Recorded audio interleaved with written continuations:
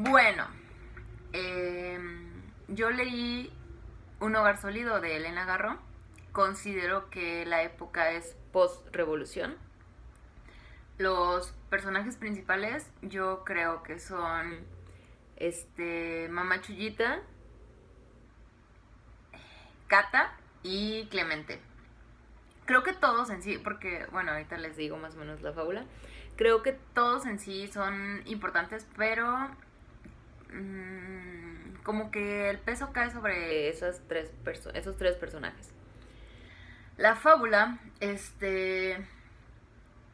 la obra va de una familia que está en su cripta familiar, pues. Resulta que estos personajes ya están muertos, cosa que yo como lector no me doy cuenta hasta después, hasta ya casi terminando la obra. Eh, Estos personajes están muertos, están todos conviviendo en familia. Está la abuela, la hija, la nieta que murió de niña. Entonces está padre porque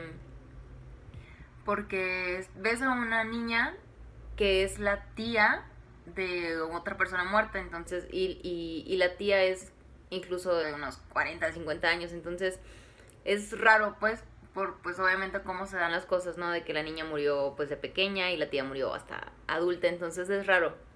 O sea, está padre ese juego. El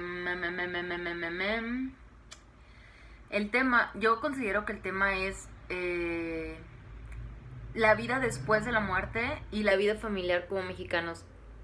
Porque considero que hace años, bueno, a mí me tocó incluso en los noventas, que como mexicanos somos demasiado católicos y demasiado unidos, ¿no? De la familia, familia, familia.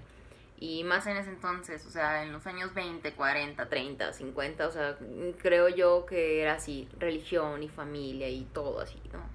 Muy, muy agarrado. Conflicto dramático.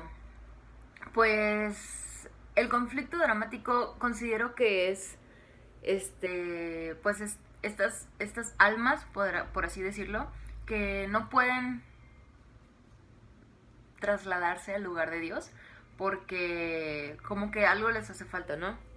Como que están en ese limbo de ya no están en el mundo material, en el mundo en el que vivimos nosotros, pero tampoco están en el paraíso, por así llamarlo, como los católicos lo llaman.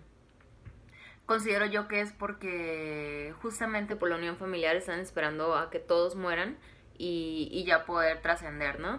Y también en ese limbo se habla de cómo puedes llegar a ser todo y nada a la vez. O sea, ¿a qué me refiero? Perdón. Bueno, ¿a qué se refiere Elena Garro? Que en ese lapso de estar esperando o de, pues sí, de estar esperando a trascender, a estar con Dios, son olas, son viento, son animales, son plantas, son en sí toda la vida, pues en sí todo lo que puede tener vida, lo que tiene vida en el planeta, son eso. Fue un punto muy que me llegó muchísimo y lo sentí muy padre. Y en opinión personal, pues en sí, eso creo que ya lo mencioné, o sea, se nota el contexto familiar como mexicanos, de lo católico, lo religioso, lo familiar, lo apegado, lo... Eh, sí, eso.